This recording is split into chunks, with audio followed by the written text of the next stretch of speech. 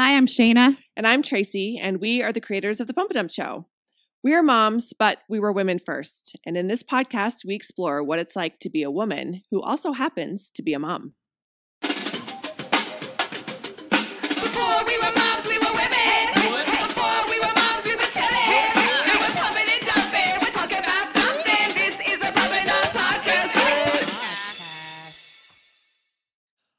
What up, breeders? What up, breeders? How the heck are ya? Pump and Dump Podcast.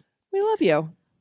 So we've really stayed away from doing podcasts about Parenting. how to parent. Because we don't know how. We don't. We've gotten amazing tips over the last year. In Yeah, fact, we it's our have. anniversary. It's our anniversary this week, so you'll see on our feed. It was fun to go through and look at all of the podcasts that we have done and all the things we've talked about. And we do actually talk about parenting, but like in a roundabout, not in like the formal way. Right. Well, and Tracy met this woman who's a friend of a friend who is our guest today and came and was like, so I think we should do this podcast. There's this woman who goes around to schools and teaches people how to be better parents. How they're fucking up their kids, I think is my exact Sure. language. My words, not Robin's. And I was intimidated, but then we did this episode and I feel like before I had a baby, I read all the books about pregnancy, about childbirth, about all of the things. Like I had all of the books. And then once I had a baby, No books. I mean, I did do Happiest Baby on the Block. Did you do Happiest Baby on the Block? Well, yeah, because she had colic and. Yes, you read about like how to like keep a baby alive. But have I right? read about my 6-year-old and like how to better parent her? Not even remotely. No, I've and read maybe we 44 should. books on the Enneagram Sure. and oils. But I think what I've learned from this episode is that I probably should read some more books. Or Robin just has to move in with us. I mean, I'm very grateful for the knowledge that she gives us in this episode. Yeah. So yeah, it's our anniversary. 1 year. We've been doing this for 1 year. This is episode 47. We've been doing this for 1 year. Tracy's just on rotate right now. Yeah. It's been a real treat.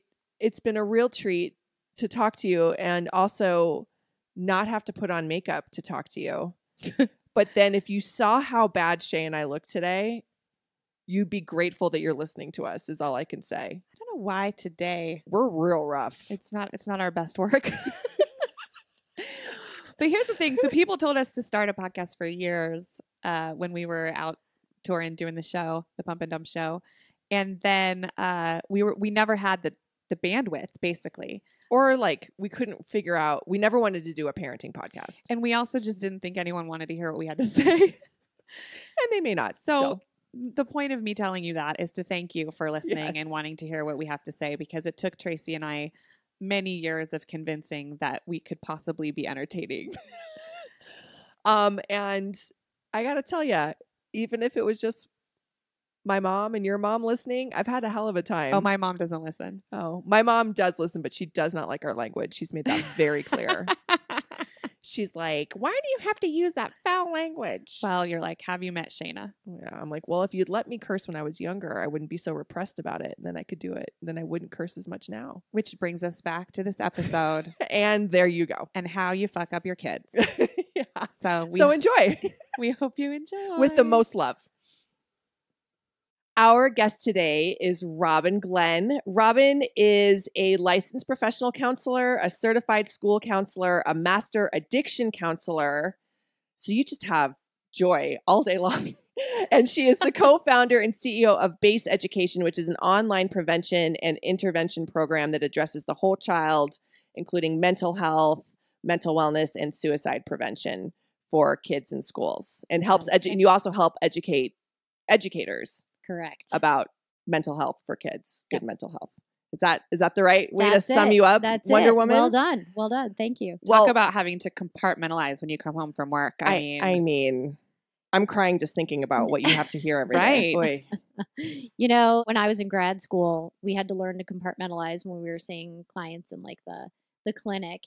And it was really hard at first. And now I view it as this might be the only access this kid may have to a healthy suggestion, guidance, or semi-healthy minded person.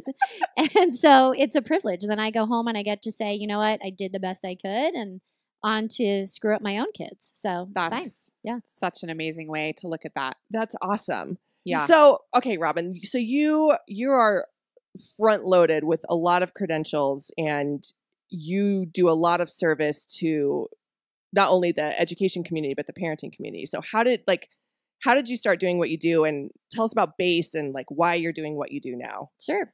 So I was in schools and in private practice for a long time, and I was seeing kids and their families. That was always my wheelhouse. And so I was seeing the same problems in the schools that I was seeing in practice. And people needed to know that there was a connection. It wasn't just happening in schools. It wasn't just happening in homes or in one geographic area. These were systemic issues that I was seeing Like across the behavioral board. issues or Behavioral issues, emotional issues, lack of resiliency in our kids feeling bad about themselves for things that they thought were isolative.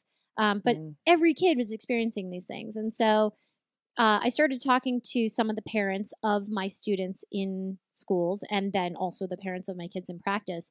And they were asking me, like, can you come give us a talk on this stuff? This is amazing. Like, you should come to our schools. Da, da, da. So I started having kind of some parent empowerment evenings at schools and took it to the districts. And then that kind of grew, and I was also developing curriculum that I was using in schools. And so that grew. And finally, a school asked me to put the content online. And I was like, well, if I did that, then you would own it. So no, but maybe I can do that on the side. I did not think anything of owning an ed tech company or doing anything online ever because I was a clinical person. right. But what ended up happening was my husband, who had worked in the tech industry forever in ed tech, was like, wait a minute, I can get you the best engineers that have ever worked for me, with me, whatever, and we can build this thing out. And I was like, no, that's not happening, but thank you so much. So I went back to doing what I was doing. And then actually, not to bring the crowd down, but we had a kid in school suspension. She sat in suspension for 8 hours. She was in suspension for bringing a gram of weed to school.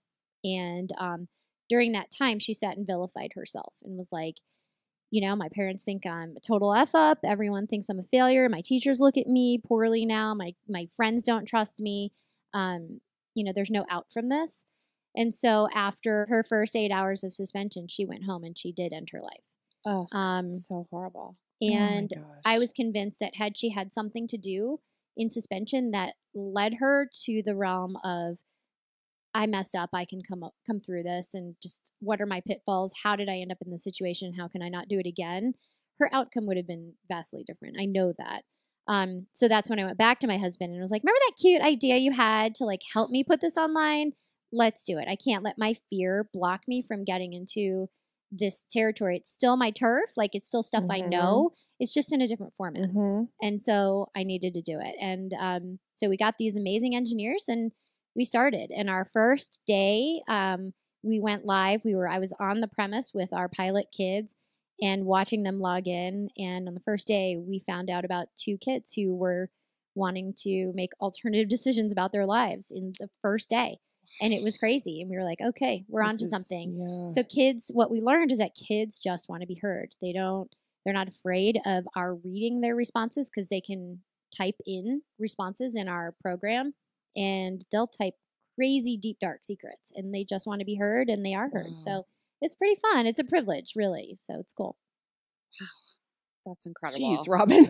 I know. That's amazing. So this is something that schools can implement, is essentially what you're offering. Yes. Now. Okay. Yes. Okay. Well, if you're in a school district, contact Robin after this podcast. But Robin, what we want to know, because you are an expert in this field, and we've been talking about this offline, I think you've got a really good handle on the pulse of like what parents are doing to screw up their kids. And I think from what I gather from you, it's safe to say that parents are doing plenty of things that are screwing up their kids that they may or may not know about, but that they can change. Yes. I think we can safely say most people don't know. That they're screwing up their kids. I mean, I think we joke, obviously, that we Yeah. all are screwing up our kids. And I think that's Yeah. a general feeling you have as a parent, right? Yeah. But yeah, that's true. But you never really like, oh, like, so like those things. Like, Yeah. tell us. Okay. Okay. So, without judgment. yeah. Well, no, and it's funny because it's easy for me to say it and identify it in others, but when it's me, I'm like, I just totally did that too. Okay. So we all Right, do because it. you have 2 kids. I You're have a 2 mom. kids. I have an 11-year-old and an 8-year-old, and I can only do my best, as can we all. But yeah, we all do subtle things every day, and sometimes not so subtle things that really are not good for them. One thing I see parents doing is the parents don't want their kids to hurt. Mm, Is that a good place to start? yes. That's a great place to start. And it also, I think, is timely because I feel like my parents definitely wanted us to hurt. She almost made Robin spit out her coffee.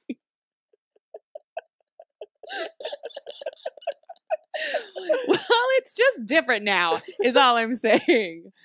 That's not what I thought you were going to say.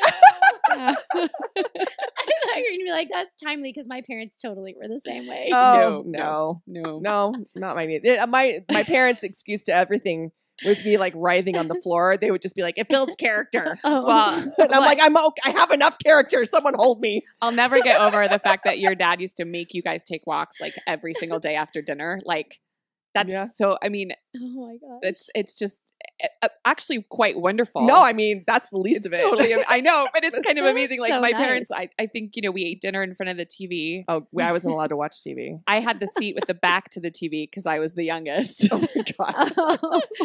And then if I laughed too hard at America's Funniest Videos, it was like, why are you laughing so hard? That's a That trad. is so funny. Well, I mean, I That's love my tragic. parents. They're great, but continue what you were my about to parents say. wanted me to hurt too, just to add to what you just said.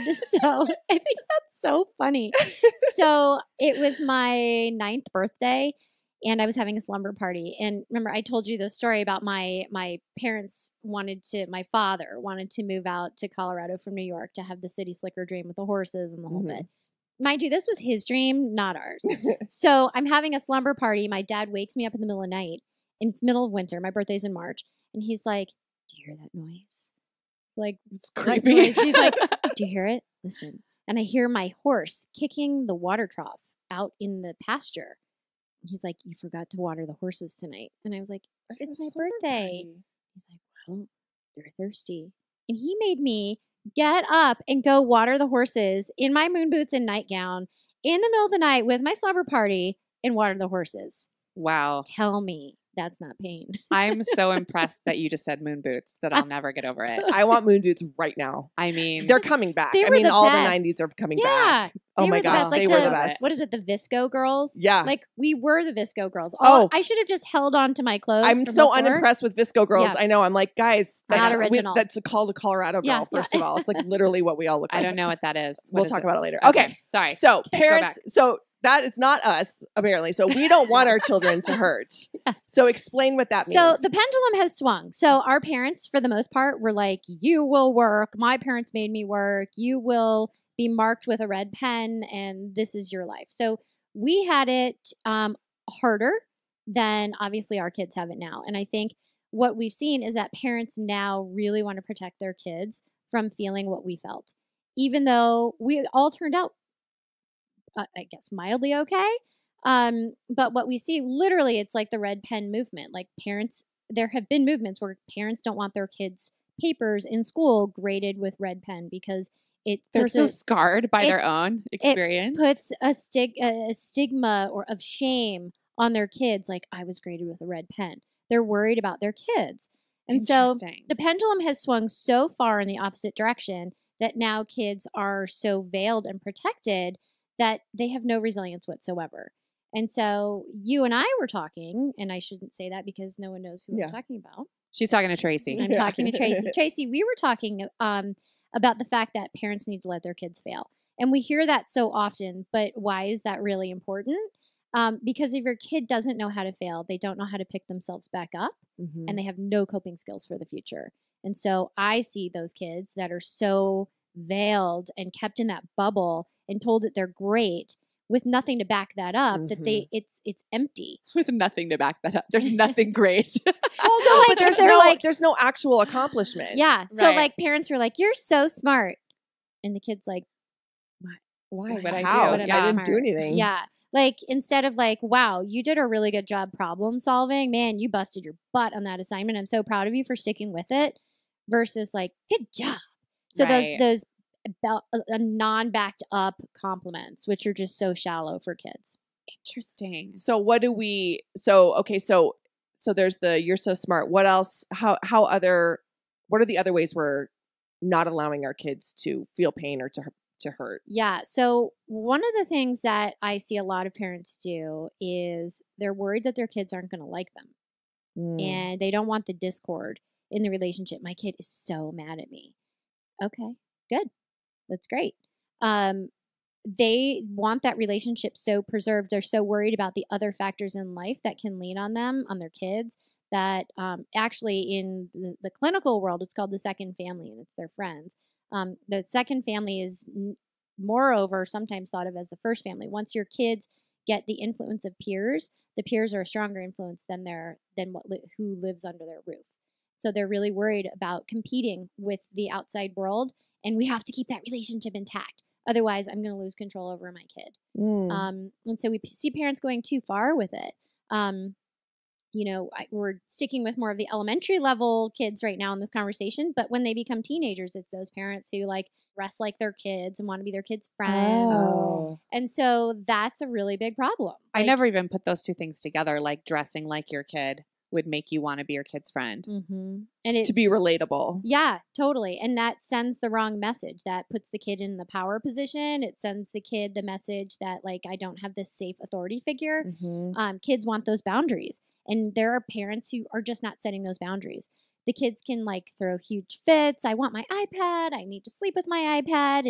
And the parents are like, well, I don't want them to be so upset. And they let them hold on to the iPad, or they negotiate with their kids. Okay, well, 5 more minutes of the iPad versus I said no, and no means no. And if your kid can't listen to no, then you do no until they listen to no.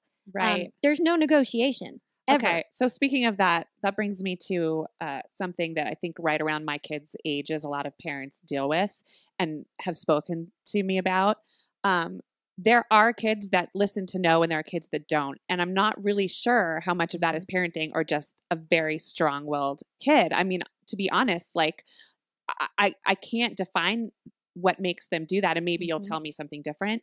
But, I've tried to be helpful and be like, well, what if you, just didn't engage? Or what if you just closed the door and locked it from the outside? Or, like, what can you? And there are parents, there are friends of mine who are like, there is nothing I can do. They will freak out for a good 40 minutes to an hour about a no.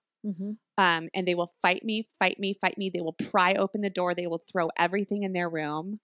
And I feel so hard for these parents that are struggling with kids who just, will probably end up being like the Steve Jobs of something, But what is that necessarily parenting, or do you find that kids just really are on a gigantic spectrum of willfulness? They're on a gigantic spectrum of willfulness, but look, like, you've got to weather the storm longer than your kid. So for example, my 8-year-old had quite the fit several weeks ago. I asked her to go to her room and she wouldn't go. So I just held her hand and we took a little walk upstairs, put her in her room, and I said, as soon as you're calm and you're ready to listen, then you can come out and we can talk about this and have a great evening. But in the meantime, I'll miss you and you'll work it out amongst yourselves over there. So she was in her room. She kept slamming her door. And I was like, you need to stop slamming the door. Kept slamming the door. So I said, okay, well, I'll just sit here until you're ready. Girl, we sat there for an hour and a half while my willful child went to town, and I just waited. And, it's important for parents to not make the situation about their own anger. And so if a kid sees your anger, they're going to be like, oh, this is about my mom's anger. This is about my dad's anger. This is about them versus this is about me. And so if the parent stays neutral, stays calm, and just keeps putting their problem back on the kid, well, you didn't listen. And I'm sad for you because now here we are not having fun. You just wait it out. I mean, I've had nights where I've sat outside my kid's door for hours, and I'll just like take my laptop up and just sit on the outside of the door, holding the doorknob and I know some parents are gonna be like, she held the door closed, but yeah, I did because I didn't want the slamming in my I house. just anymore. suggested locking it from the outside, so I don't No, think. I had to do that with my son. I had to take I switched out the doorknob and put a lock on the outside, and I was outside the door. But you know what? Like, if you're gonna slam, like, ruin property in our house, then I'm gonna have to take it in my own hands, and I don't really want the noise. So yeah, you wait it out, and you need to be consistent and just stand there and weather the storm with your kids. Because if a kid sees that they have options to break you down at any point in time, they'll go through those cracks. Are you kidding me? So yeah, if they know there's an opportunity to escape, they'll push and push. Or if they explode big enough, you'll cave Yeah. and they'll get out of the room. Yeah. Or whatever the You cannot cave, women. You Gosh. cannot cave. It's so Ever. hard. I mean, So- I know people whose kids hit them. I mean, and they're just so little, that it's not. So what do you do in that scenario, Robin? So if a kid is hitting their parents, so there are different things you can do. I mean, obviously, like saying like we do not hit, obviously that's like 101.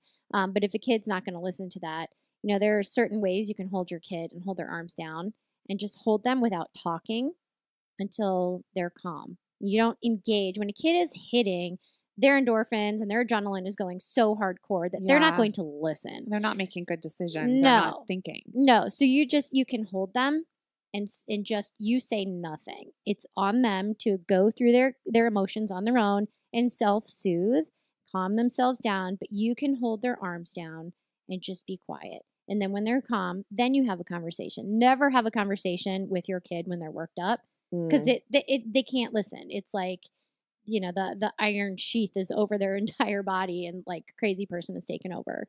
So when they're calm, hey, when you just hit me a little while ago, first of all, I want to say really good job on calming down. That was awesome. Great job calming down. What I also need to talk to you about, though, is the fact that you hurt me and you hit me. And when you hurt me and you hit me, it makes me feel really, really bad inside. I feel like you don't respect me, and that's just really not nice. And we will not have hands in this house ever. And anytime you engage in this behavior, we will sit like this until it's done. And we can't be around other people until you learn that you cannot hit. And that includes me. Mm. And I will take all of the things away. That's become my Yeah. new go-to. By the way, if you don't stop this, I'm going to start taking things away. That's what I say. So, a lot of, and that's not a bad thought to logic, or that's not a bad logical thought. There are two things to that. Number one, does that directly affect the behavior that the kid is doing? Yeah, it works. In my Okay. house, it works. It doesn't Okay. work for everybody. No, it doesn't. definitely I would works say for- I've got friends where that does not. Like the kids are Yeah. like, take it. I don't Yeah, care. take it. which Yeah. is crazy. Yeah. I mean, Yeah. I'm lucky. It definitely works. Like Yes. all I have to say to my son is like, want to lose Minecraft, and he's up. He's done. Okay, so you have like the dreamy kids. Like I've got my kids are a little bit more spiky than that. Yeah. They'll be like, fine, take my iPad because I still have my baseball cards, or Wow. take what you did, whatever. So, first of all, for those parents who take things, number one, be ready to take. Like I went in Oh, my you can't just daughter's say it. I went in my daughter's room with a black garbage bag and took every single thing out of her room because she was so messy. And I was like, you don't respect anything. We work hard for our money, Mhm. and you are so privileged. You have all these toys, and you don't respect anything. You are an absolute slob.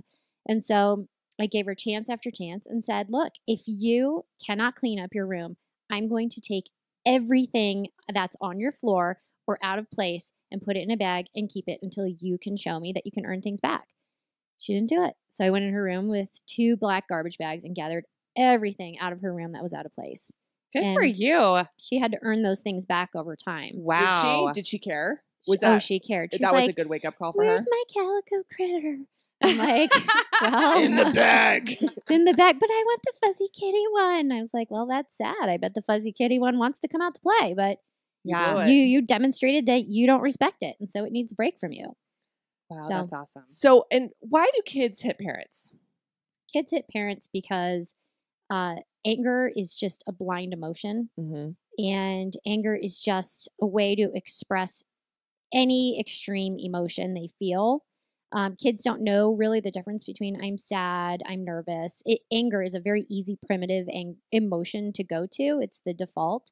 And so when kids experience this, that locus of control within themselves isn't there. Mhm. So a lot of kids will just like swing, and they don't. Some kids will be like, I didn't even know I hit. Oh, sure. You know, Yeah. I so believe that. Yeah, that's a sure. factor. If a kid knows they're hitting, and so the hitting thing, back it up, is just like swinging to get away from any negative feeling. Okay. So they'll just swing and kick and bite and spit. For some kids, that's just a normal, like, I need to get out of the situation feeling. It's that fight or flight thing. Mhm. But for other kids who are like deliberately hitting their parents because they want to inflict harm, that's a next level type of intervention. Yeah, and it's probably also they are getting it on their side, Right. I would imagine. Exactly. And the parents who are like, we don't hit, but the parent just hit their own kid. Like, Yeah. well, yeah, we do. Yeah. So if you need to be the example for what you want your kids to be, if you choose to hit your kids, then Mhm. they're going to learn to hit. Mhm. And, I can't judge that, but don't There's expect a never different been outcome. there's never been a more heated conversation than when somebody put up a meme, like it was like a joke Mhm. meme about a woman hitting her kid. On our Facebook group. On our Facebook group. And as the people who run the group, we went back and forth. Like, do we just take it down so that this conversation can stop because it was so uncomfortable? But then Tracy was like, I think that there's a lot of good information going back and forth. And there's a lot of people having to learn to respect other people's opinions. And you may be one of the moms who was like, I will never respect somebody's opinion if it's that it's okay to hit. And that's, you have every right to feel that way. But it was very interesting to see the very passionate responses and that were elicited from that conversation. Well, and it's funny, as someone who grew up being spanked, like when I hear hit, I think of like abuse, Right. but spanking in my weird mind, because I was spanked as a kid, I don't consider it to be abuse. I just consider it to be punishment. And I think that's like a weird. But yet gray you area. don't spank your No. daughter. So it's funny. It's like we think, oh, sure, like my parents hit me and I'm fine. But then like I literally remember the day I stood my kid up to give him like a very controlled spanking on his butt and I couldn't do it. Yeah. And yet my dad just threw whatever was closest at me. So it's just very, whatever you're capable of, I suppose. But So you probably don't think spanking is the best form of.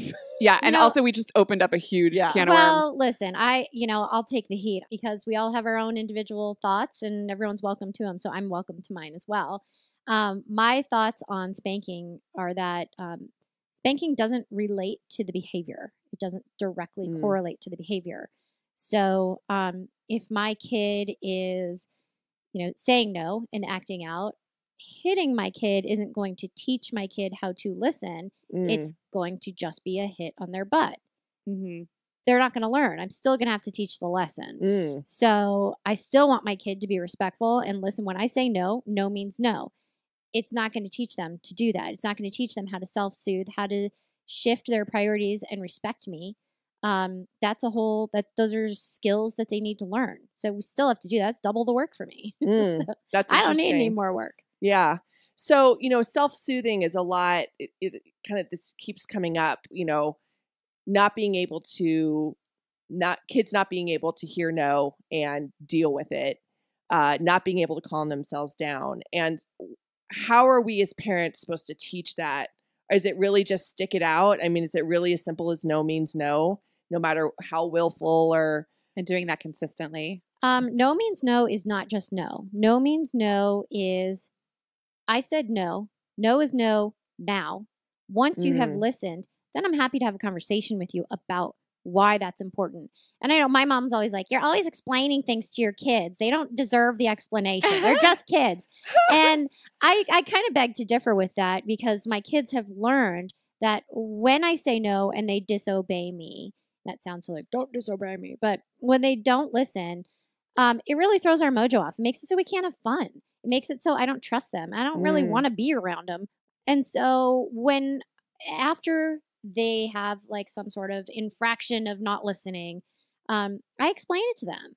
And so it wasn't just no because I'm your parent or no because I said so. That doesn't work.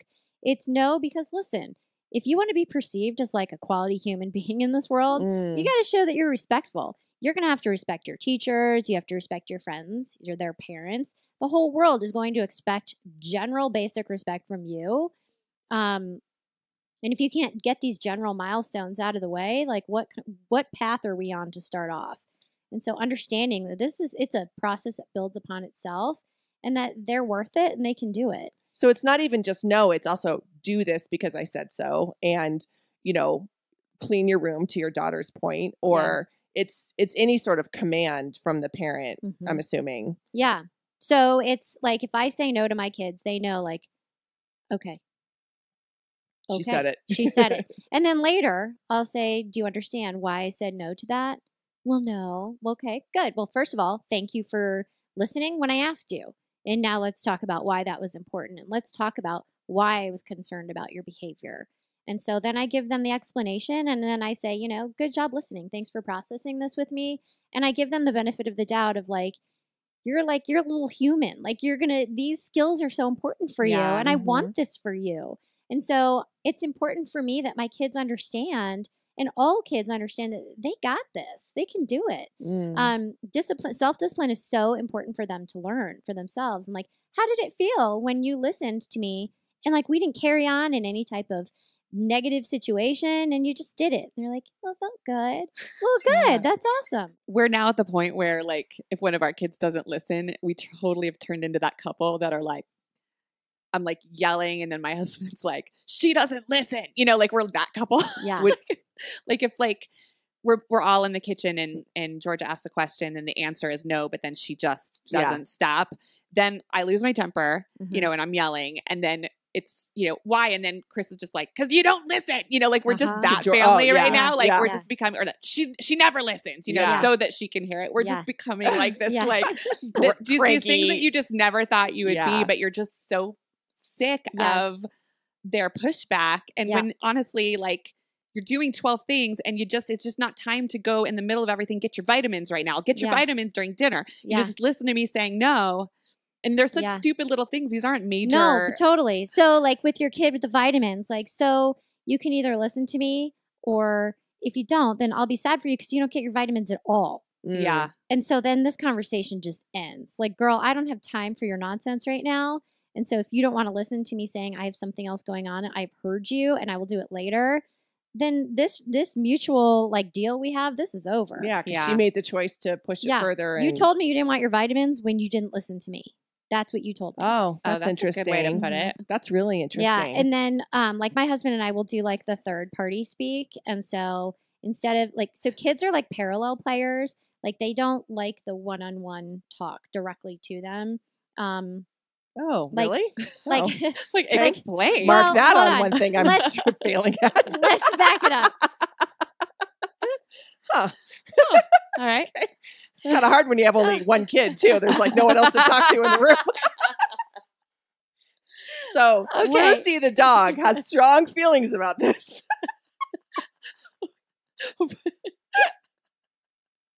Mom and dad love each other very much. Oh my gosh, that is amazing. Does this work for husbands too? Okay, sorry. Continue. Parallel. So maybe you need to have another baby right now. Sure. I'll just so I'll you just can go make find it a better. uterus. Borrow somebody's uterus. I'll just shove it up my vag and see if that sticks. That's how it works, right? Yeah. Just put it up there. The Immaculate Conception. Just, Sure. Yeah, it's I'm fine. pretty sure that's how I got pregnant. Yeah. Me Mary. too. Yeah. Okay. Anyway, parallel players. So what does that mean? So kids they like to play with their friends. It's side by side. They typically don't play facing each other. The intensity of their relationship isn't there yet. What age are we talking? So parallel play, well, it's interesting, and people out there who do child development are going to be like, she's wrong. But what I've seen, and the books all say, generally the same thing, or it really depends on the school of thought. But so young kids will play sandbox side by side. They're not going to talk to each other. Mm-hmm. As they get a little bit older, they'll start talking to each other a little bit more, 8-year-olds, 9-year-olds, 10-year-olds. They'll start to face each other. But then when they become adolescents, it's again they don't want the intensity of the relationship, the intensity of the emotion so much, and so things are more of side by side. They'd prefer to look in different directions and stare at each other when they talk and they play.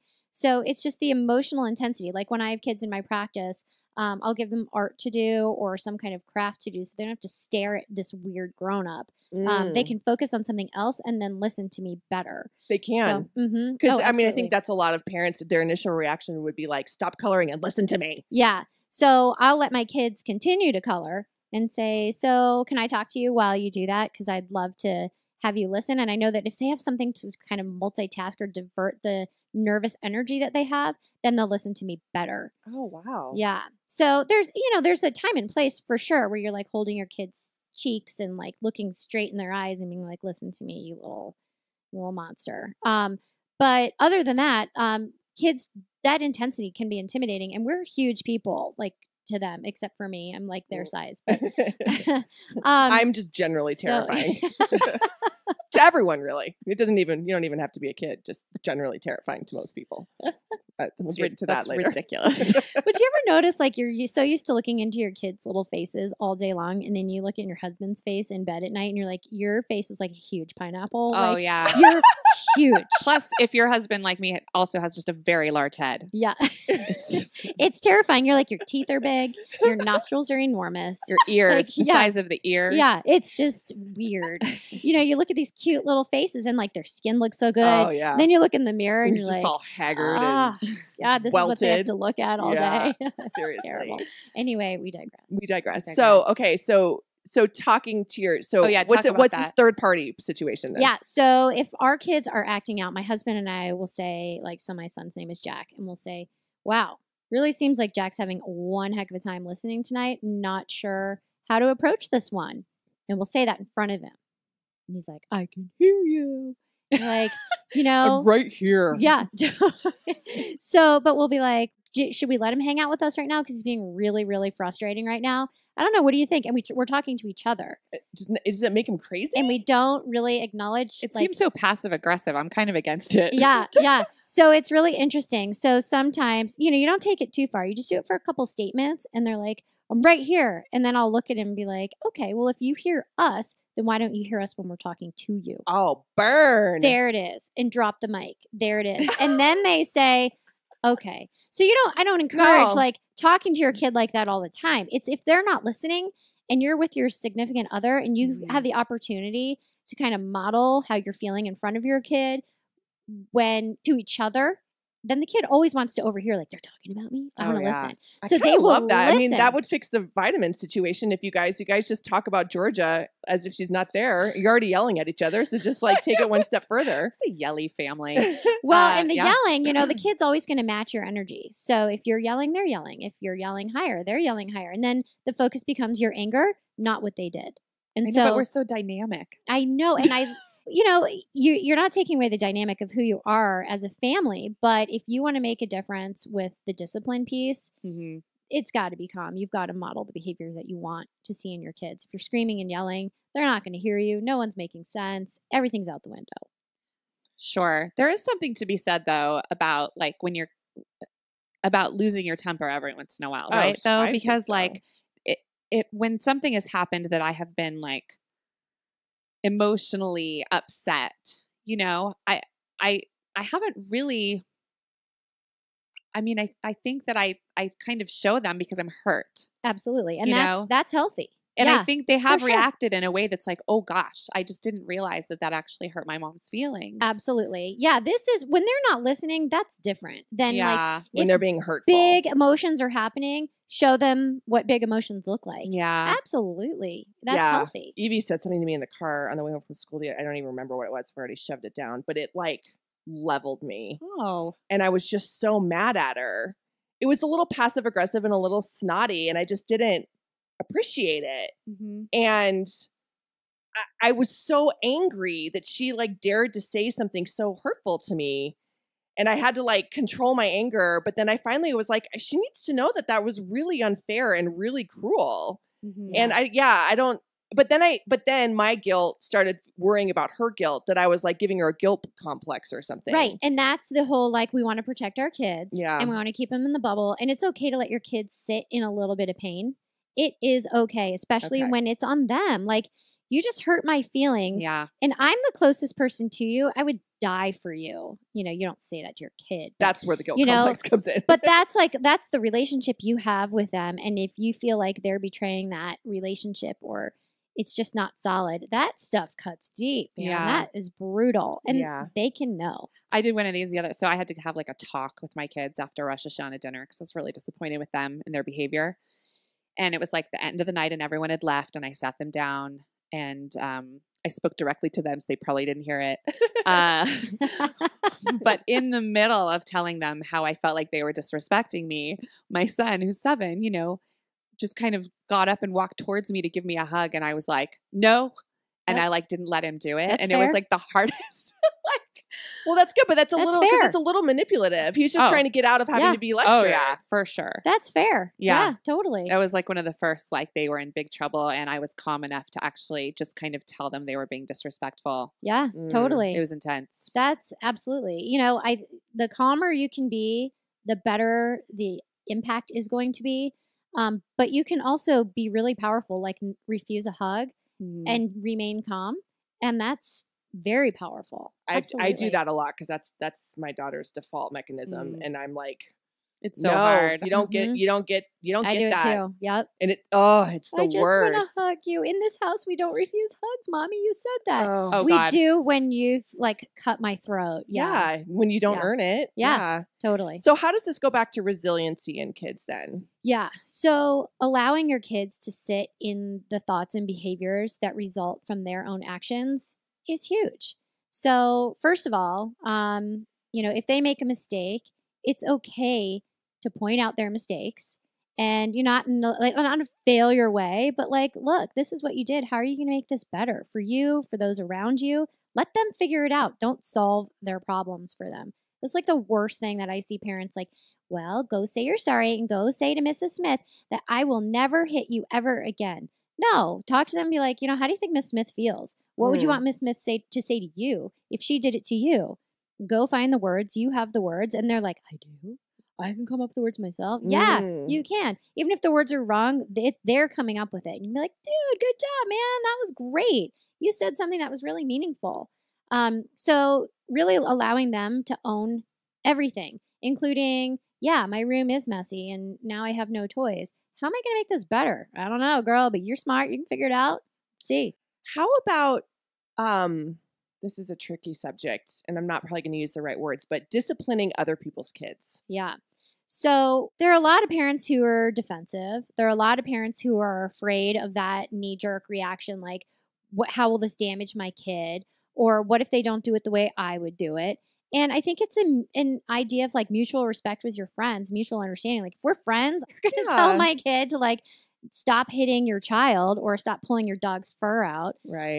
And that like, look, if I'm going to ask your kid to do something, it's because they're like inflicting harm upon the environment somehow. yeah. I need you to trust my judgment. But I think, you know, if you have a friendship where you can be like, look, like, what do you want? What's the protocol? What do you want me to do at my house when your kid's acting like this? Like, what should I do? Like, just tell me what you want me to do and I'll respect it. Well, but what's best for the kid? You know, what's best for the kid, in my opinion, is setting limits and having boundaries around what you think is okay and not okay in your environment, your home. They're going to have to adjust to this in life.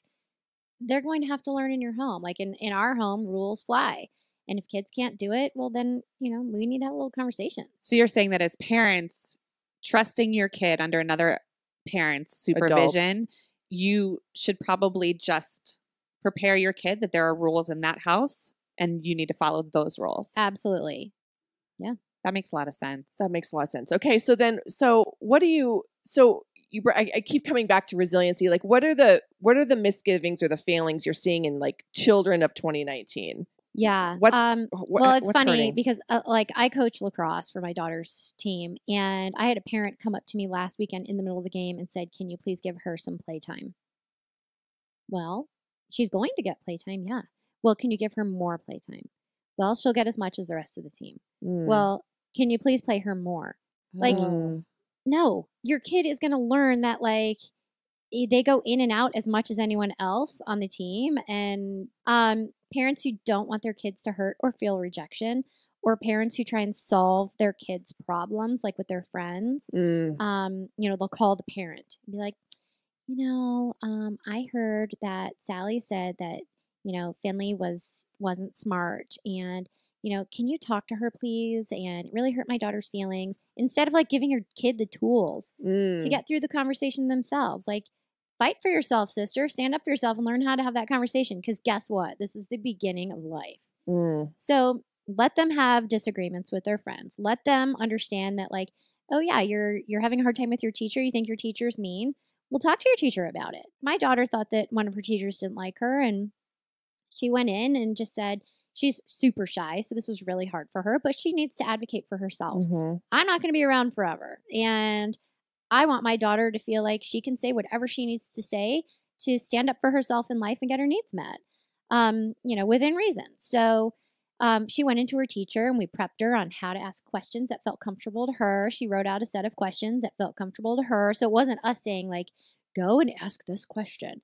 It was all her words, and we practiced, and she went in and she asked her teacher, and her teacher was like, oh my gosh, you're just so quiet in the class that I didn't want to call on you and make you uncomfortable. I'm so Mm. sorry, I didn't know. And she was like, it's okay. Aw. And then after that, it was fine. Yeah. But, we were like, look at you, man. Like, you talked to your teacher. You got that done all on your own. And now you guys are great. And ended up being like her favorite teacher of all time. And she was Oh. so proud of herself. And she kept saying, Mommy, I'm so proud of myself. I'm so proud of Oh, myself. That's the best. It's amazing. Make them advocate for themselves when it's appropriate. Like, there's no greater feeling of success than putting them in the hard spot and making them Mhm. do it. It'd be easy for us to rescue them, but where does that get them in the end? Yeah. And so I always think, like, is this that teachable moment? Is this a moment in which they can grow Mhm. and come out of it feeling pretty cool? Because if that moment is there, I'm going to let them take it. Man, we had a rough week last week because my daughter did not get elected into student leadership, and it was her first real big disappointment. Like, I'm gonna cry saying it. It was really hard, and I was like trying to hold my shit together. I knew, so her teacher, I had intervened, and I had just asked her to text me With the results. with the results because I knew that I wasn't going to be home. And I didn't want to have to wait and I just wanted to know what to expect. Yeah. So when I walked onto so she had an after school activity, but my son didn't. So I went to pick him up, but then went to go find her. And she did that thing that we all do as daughters, that the second you see your Mhm. mom, Oh, Yeah. you Yes. burst. oh into my tears. God. Oh And my so God, you're she gonna was, make me I know, it was cry. so hard. You guys, it was so hard. And she was walking towards me from her Girls on the Run. And just as she was walking, her face, Oh. and I just grabbed her and and I just like looked her in the eyes and I was like, this is part of your story. This is going to make you who you are. And it's how you deal with this that is most important. And she was like, it was just such a hard moment as a parent. You just want, and she's only 8. I wanted her to get it. I wanted her not to have to deal with that, but it is so important. And it is such a part of her growing up. And, I could have gone to her teacher and been like, I know you guys had something to do with this voting process and like, what the hell? Yeah. But I also know somewhere inside me that the teacher knows that maybe she's a kid who could have dealt with it. Mm-hmm. I don't know. I have Yeah. no idea. You handled that perfectly. Oh, thanks. I needed to hear that. You did. You didn't take away her pain and rescue her from it. You helped her become constructive about it. Oh, Mm. it was rough. We told her she could eat wherever she wanted, so we all went out to this Mexican restaurant. And Chris and I were talking at one point, and we look over, and you should have seen her face. She was just staring at the booth, like you could see her like reliving it in her head, like remembering. Like when you have a bad day like that, or someone dies, or like you just and you can't get it. It just keeps Yeah. coming back, and we would just watch her kind of flood with the emotion again. It was so sad. Well, and that's an interesting. This is me reconciling my upbringing. And Mom, if you're listening, I don't blame you for anything. Okay, We love you, Lynn. We love you, Lynn. But like even that. Okay, well, you can go out and eat wherever you want after a disappointment. Yeah. I default to that a lot. Let's Yeah. go get ice cream. Is Yeah. that harmful?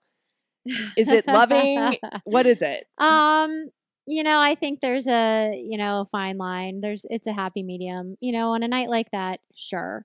The Mexican restaurant didn't make her a better person, but the messages you gave her did. So as long as those messages are still taking place to help your kids really look back on situations and learn to be reflective little people and see that it's not they're so filled with that black or white thinking, that we're helping them fill in with those different shades so they can understand it's not all one way or another. Because if you reward a disappointment, it almost becomes a celebration. If, oh, well, you didn't get X, so I'm just going to go get you that bike. Well, Yeah. the truth is we were going to have her pick wherever to go to dinner anyway because we thought that she was going to get it and we get to celebrate. Yeah. So it was No, like, and I'm not getting down on you. I'm actually I thinking get it. about me, like Evie, when she was starting her new school, it's like tough when you're a new kid and she's super shy and there was some rough weeks and she's not one to talk about her emotions. Welcome to being my child.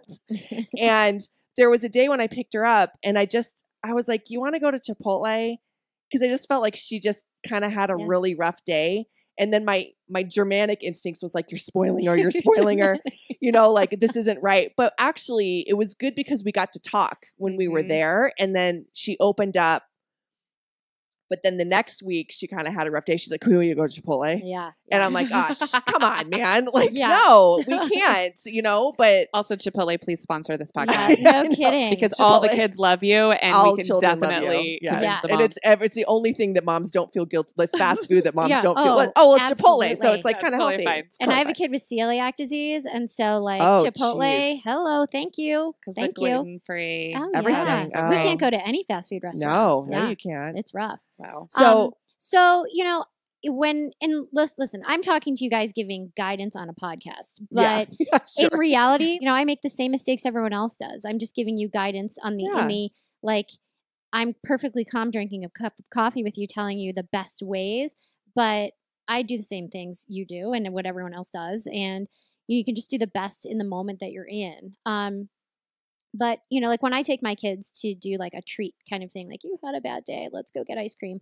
I'll sit them down and be like, look, do you know why I'm giving you ice cream right now? Like, let's talk about it. Let's talk about the ways that I'm proud of you. And I just wanted to have time with you to celebrate the growth that I'm seeing in you and why I'm so proud of you. So we switched schools last year. My kid was not thriving in a subpar environment. And, it was tough. It was tough. And we wanted him to really understand, sometimes we have to move, sometimes we have to change schools, we change environments, and it's for the betterment of ourselves. You got to pivot. You do. You do. You got to be agile and nimble and understand that this is for the greater good of you, not for a 5-minute momentary reason. And so we would go out and be like, yeah, let's go get some ice cream and let's just sit and talk about, what's going on. And so do you know why we're at ice cream? It's not because I'm proud of you for going to a new school. It's because I wanted time with you to talk with you, and I was in the mood for ice cream. And because look, here are the new things you're facing, and I want to hear from you. And sometimes this is the only time we can sit still and talk. So it's not necessarily like ice cream's the reward. It's the whole experience of it. Yeah. And what about it's another thing I feel like we talk about in our circles of friends, just buying your kids things. I mean, our kids are getting a little bit older where they're starting to understand a little bit about money and, do you get something for them because they want it? And I am the worst. I know. And I don't know. So I justify, I feel like I'm kind of good, but I also, my daughter's birthday is right before Christmas. So she doesn't get shit all year.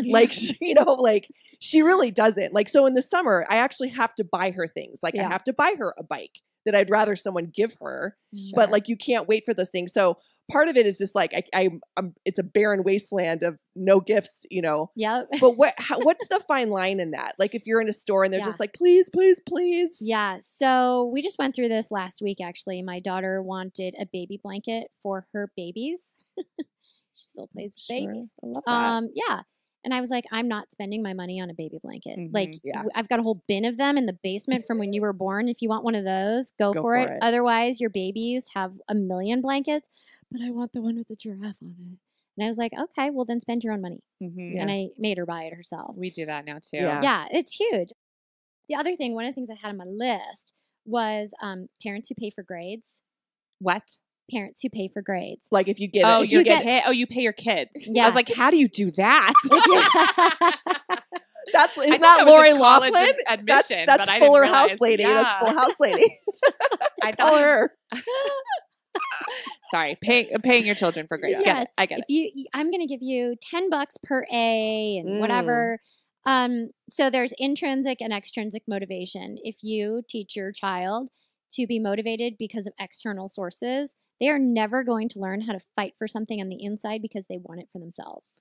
Ooh, that's a good one. And so Well, I'm rewarding. fucking that up somehow. I'm positive. Are you paying them for their grades? No, I'm not paying for their grades, but I definitely pay them for like anything they'll do around the house because they're so unhelpful. Yeah, Oh, stop really? that It's not good. immediately. Stop that immediately. Well, we put together new chore charts. Okay. Okay. So that they could earn like a certain amount per week should they do all of these things. In the last 2 weeks, they did not. They get no money. Okay. So I'm trying to be more structured about it instead of like, I don't have time to pick up the dog poop, Georgia. I will Yeah. give you $5. It's worth that to me. Oh yeah, totally. but that's I don't do that anymore, Yeah. or I haven't. The last 2 weeks. So some of it, like with chores in our house, my kids don't get paid for chores because they're expected to do that as part of our Yes, family this system. is right. That's what I tell Evie. I'm like, you clean your room and clean the bathroom because you get to live here. Yeah, that's what know, I say it's too. So I'm like, right. this You're is so right. my home, and don't you be, like just respect my stuff because ultimately it's my house. Yeah. And so they do their chores because they're part of this system. Yeah. The system doesn't work if they don't do their part. And when they're not doing the chores, we'll sit down and be like, you know what? This is how this impacted me tonight. And give them, so the other piece is like primary and secondary impacts of behavior. The way you impacted me tonight, you may not have realized it because your primary impact was, well, I just didn't pick up the dog poop. Mhm. But the secondary impact of that was, well, I had to do it. And because I had to do it, I'm tired now. And I didn't get to spend more time with you reading tonight. And then I'm pushed back late. And then Daddy and I didn't get to hang out tonight before bed. And then I pushed back, just Mhm. bam, bam, bam, bam, bam. The trickle effect of what is impacted by their not doing something. And bottom line, I don't feel like you're respecting our home. Mm-hmm. And we can't have that in this house. I absolutely have to have that conversation with my kids. They are killing me with these chores. Yeah. So they do the chores because you do the chores. Yeah. And our kids get allowance. We just have an automatic like bill pay. Like Yeah. it just drops into their account weekly because we want them to learn how to handle money. Do you know about eye allowance? No. It's so Is cool. this So an this app? is an app, but it's like I think it's like $1.99 to download it. This is the coolest thing about eye allowance is that it's not actual money. So Is it cryptocurrency? no, it is all blockchain. No, what it is you they earn money. They have a tally, so I know how much they have in savings and how much in checking, but I actually don't have real transactions. So if I'm at the store and they've earned something that they want to buy out of their own money, I can see that they have, $36 in their account, and I'll, obviously pay for it and take it out of their account, but it's not a real account. Wow. Oh, that's nice. I know, it's like so helpful because you're not like your bank account isn't like putting money into their, yeah. Yeah, because my daughter, if I gave her like a debit card, she'd be terrified to go pay for something. But yeah, that Right. makes Yeah. It's also good for her to. I also do try to make her use cash, and when she, So she can- march up there and give them the $5 bill Yeah. and get your change back, and don't be scared. And yeah. but I like that. Yeah, it's great. And especially because I never have any cash. and they like to do it on my phone. So they like to see how much they have in savings. We make them put 10% of everything they earn into savings, Yep. which by the way, if our parents did for us, we'd all be I know, millionaires. that's a great idea. And then they just have, it's all tracked, but it's not actually coming out of my bank account. I That's love It is when I that. buy something with their money. Yeah. Yeah, That's cool. and what I'm hearing from you too that I kind of like is I feel like parents now are afraid to tell our kids that our feelings are hurt or that we need time or that we're tired. It's like we're not allowed to share that with our kids because we don't want them to feel bad that we're human. But you're just like, I didn't get to hang out with Dad, and that's not good for me. I don't accept that. Which I feel like our knee jerk is to never say those things to our kids anymore. Yeah. Like I have priorities as a woman and an adult. Yeah, that are I did beyond not get you. to fuck your dad tonight. Because you didn't pick up the dog poop. I mean, if you had picked up the dog poop, I would have felt less gross totally. and I would have let him near me. Maybe. Maybe. But I Yeah. think, by showing your kids that you're a person and you have needs and they are not special and they do not come first, What? that you're helping your kids not be little evil narcissists. The world doesn't revolve around them. And it's developmentally appropriate for kids to be narcissists in general. And that's fine. And, clearly they do come first, but we want our kids to not feel like they are the center of our entire universe. There are other Really? people in your Shit. home. There are other things that are important. Yeah. There are other people with feelings, and that's really important for them to learn. It's interesting that you used the word system when you were talking about the chores and things like that too, because looking at your family unit as a system that they need to be a part of is an interesting kind of shift. Well, in and that's a thinking. huge piece too of like, showing them what an impact they can make. Like, we are a system, and it's like a spider web. One piece tugs, the rest of it gets out of whack. Mhm. And so by saying to the kid, like, do you understand what an important part of this family you are and what an impact you have on us? Mhm. You may think you don't affect us, but you do in so many wonderful ways, and also in ways that can be So not many so horrible ways. great. And so know that you have the power to make a big impact, for better, for worse, in this world and on your family. Yeah. And just saying that they're not the center of the universe, Oh, yeah. or that they're not special. That's like a hard one. I just feel like I always like get shit from like my mom or whatever, that I'm pretty hard on my kid, but I still worry about making sure that she feels special. Yeah. And why? I don't know. I don't want her to be sad. It's Why? no point. I don't know. Did you see the movie Inside Out? Yeah, I cried the Yeah. whole time. Yeah. Sadness is important. No, I know. I mean, I know. I think yeah. But we I have to think rescue about- I have we to think rescue about our that, kids from what these I big do. emotions. Mhm. Yeah. We do. And then there's me who will like snuggle with my son at night and literally be like, "You're so special. You're so smart, and you're the most special person in the world. You're Do you going say to do that? big things." Oh, I'm the creepiest Is with that him. I love bad? him so hard. No, I mean, look, you can't love on your kid too much. Because I think I tell him, like, you, Evie, you can do whatever you want, whatever you put your mind to. Like, is that just filling their heads, like thinking that they're better than they really are? Well, just be more specific. So, like last night, I was really proud of my kid because middle school's been brutal.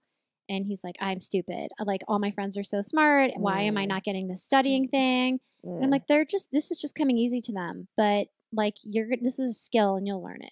So again, like, we're laying in bed and I'm like, you know what? I'm so proud of you because you've looked at some really hard sides of yourself. This has Mhm. been tough. Like, things have come easy to you up until this point. Ooh. And I'm really proud of you for being able to look at this stuff and figure out, like, how am I going to make it better? And I'm really proud of you for doing that. Well, I know. how do you, and then when do you decide to rescue your children? Like, when is it time? Because I'm thinking back to the beginning when you just said, kids just want to be heard. So on one hand, we're like, these kids are typing in these horrible, deep, dark secrets, and maybe they're older than kind of what we're talking about now into your program. Mhm. So on one hand, we don't want to make them feel like the center of the universe, and I get all that, but there's a disconnect between that and like hearing their issues and their fears and being there for them. So what is that disconnect? And then when do you swoop in and rescue your kid? Well, so let's take, like, I don't know, like bullying. Mm-hmm. Okay. Is that a good example Yeah, for what you're thinking? sure. Okay. So let's say your kids are getting picked on. First of all, parents are too quick to be like, you're being bullied. So the definition of bullying is really clear nowadays. It's not just like someone being mean to someone. Yeah. Bullying is repetitive. There's a power differential. Mm. It's trying to make someone feel less than Mm. for the sake of harming them. Okay. So back up. Okay. So if kids are being mean to your kid at school, give them tools and opportunities to make it better. Several times over, because sometimes if they try one time, maybe they weren't that effective. They were probably nervous or whatever. Okay, so that didn't work. Let's try this. Okay, that didn't work. Let's try this. All right. When you see that like things really aren't working, your kid is genuinely applying themselves. You know what, bud, you did a great job trying. How would you feel if I jumped in and gave you a couple of pointers? Would you like a little bit of help from me? And then they're usually like, yes, I want you to do it. Okay, I'm not going to do it for you, but I'm absolutely going to help you. And because you still want them to come out of the situation feeling like they were an effective change agent for themselves. So if you swoop in and take the whole thing over, they're going to be like, thanks for handling it for me, Mom. But versus like, I need your help. I will help you, but I'm helping you. I'm not doing this for you. And then you can go in and take it on. That's interesting. I feel like my kids are often jump to the word bullying because they're, I mean, It's such a It's, buzzword. well, Such and a in buzzword. school they learn about it and then they just think somebody being mean, and that's, it's really interesting to clarify. It is because kids, I mean, and then I feel like sometimes too, you're still working out your personality, so they're gonna Yeah. be mean, Mm-hmm. you know. Yeah, it's just a way so- to push their boundaries. Yeah. How far can I push it before it's perceived as unacceptable? And then how much do we allow as parents, just understanding that this is just normal childhood behavior? Kids are just assholes to each They other. can be shitty. I mean, and Shay and I struggle with this all the time because we have girls. Like at what point we're just always like, gosh, do we say something? Do we say something? It's like, girls are just so mean. Yeah. Yeah. But I do think there's a difference now due to the amount of awareness. Well, do you and think I'm there's always- a shift? Yeah, I do. Schools are faced with more mental health problems than ever before. Teachers are being asked to take on emotional problems in the classroom. Like Mhm. a math teacher doesn't go to school to help a kid with anxiety. They go to school for something entirely different. And so every single teacher will tell you, we did a survey, and every single 100% of teachers said, I am being tasked with things I did not go to school for. But why? Why is that happening? Is it parenting? It's parenting, it's society, it's just the overwhelming floodgates of mental health issues that are occurring now, for a myriad of issues. I mean, myriad of reasons, rather. Yeah, but what are those reasons? And so two things. What everyone keeps saying, there's mental health, there's so many more, there's so much more, but no one is explaining where that is stemming from. Yeah. So first, it comes from, and this is in no particular order. The resiliency thing we are talking about right now, kids are less resilient than they used to be. We didn't fall apart when somebody picked on us in school. Kids are falling apart now because of that. You have a lot of parents who are working 3-4 jobs and they're not home.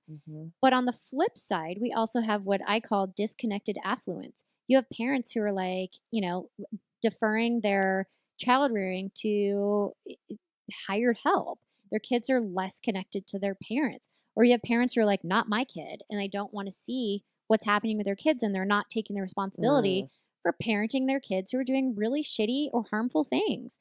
And I'm not anti-parent. I'm not anti-neighborhood. I love lifting other moms up. Some people are just doing some things that really aren't that great for their kids, and they don't know it.